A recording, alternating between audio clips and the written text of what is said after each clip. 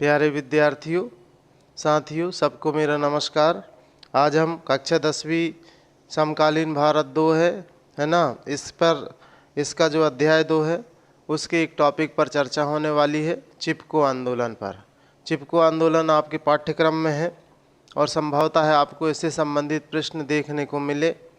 और ये जो प्रश्न है बहुत महत्वपूर्ण है क्योंकि ये पर्यावरण को के संरक्षण से संबंधित है और वन को बचाने के उद्देश्य से जो है ये इस आंदोलन को जाना जाता है। इस आंदोलन के जो जन्मदाता या प्रतिपादक कहें है ना, तो सुंदरलाल बहुगुणा जी हैं, सुंदरलाल बहुगुणा। अब यहाँ पर एक कहानी की तरह इसको हम समझते हैं। ये कहानी है उत्तराखंड, जो पहले उत्तर प्रदेश हुआ करता था, उसमें से एक राज्य बन गया है उत्तर प्रदेश का उत्तरांचल। तो उत्तरांचल या उत्तराखंड जो है, यहाँ पर एक ज़िला है चमोली ज़िला। चमोली ज़िला के रैणी गांव की ये घटना है। वहाँ पर अंगूर प्रजाति के वन थे और वनों को काटने का ठेका सरकार ने, मतलब राज्य सरकार ने जो है वहाँ की कंपनी को दे दिया था जो खेल का सामान बनाती थी।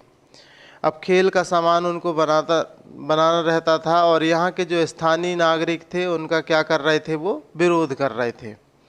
तो गांव के जितने भी लोग थे, मतलब पुरुष वर्ग के लोग थे, उनको सरकार ने बुला लिया शहर में बुला लिया उनको मुआवजा देने के लिए बुला लिया। और उसी बीच में उसी दिन मतलब ठेकेदार जो थे जंगल को काटने का, जिन्होंने ठेका लिया था, उनके जो लोग हैं वो पहुंचते हैं गांव में और गांव में आकर वो जंगलों को काटना शुरू कर देते हैं।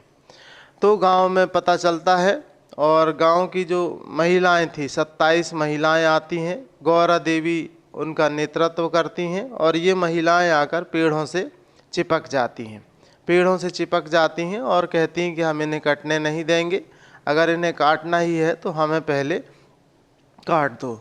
तो कुल मिला के ये है कि ये जो आंदोलन है इसका नेतृत्व किया गौरा देवी जी ने और उन्होंने कहा कि जंगल हमारा मायका है। गौरा देवी जी ने कहा कि जंगल हमारा क्या है, मायका है। और उन जंगल को बचाने के लिए वो पेड़ से लिपट गई और पुरुष उस गांव में उस समय में नहीं थे। वो कहाँ गए थे, शहर गए हुए थे, चमोली ज़िला गए हुए थे। तो कुल मिला के ये है कि जब ठेकेदारों ने खूब प्रयास किया, महिलाएं मानने के लिए तैयार नहीं थी, तो ऐसी स्थिति में फिर ठेकेदार को हार मारनी पड़ी और वो शहर की तरफ वापस चले गए, है ना। बाद में ये जो आंदोलन है पूरे मतलब भारत में फैला और बहुत सारे इससे आंदोलन हुए, पर्यावरण को बचाने के लिए, संरक्षण के लिए, वन को बचाने के लिए बहुत आंदोलन हुए। इसलिए ये आंदोलन महत्वपूर्ण स्थान रखता है क्योंकि ये वन को बचाने का एक बहुत अच्छा प्रयास था। तो इसके जो प्रतिपादक कहेंगे तो वो होंगे कौन होंगे, सुंदरलाल बहुगुणा।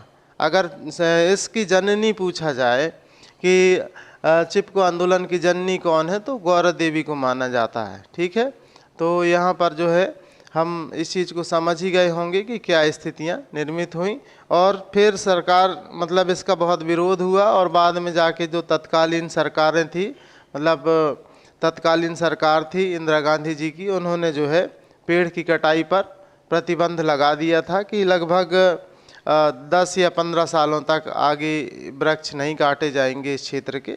और ये आंदोलन जो है सफल हुआ। चिपको आंदोलन को सफल करने में उस क्षेत्र के लोगों की बहुत बड़ी भूमिका रही और ये पर्यावरण को बचाने के लिए एक बहुत अच्छा आंदोलन, बहुत अच्छा प्रयास था।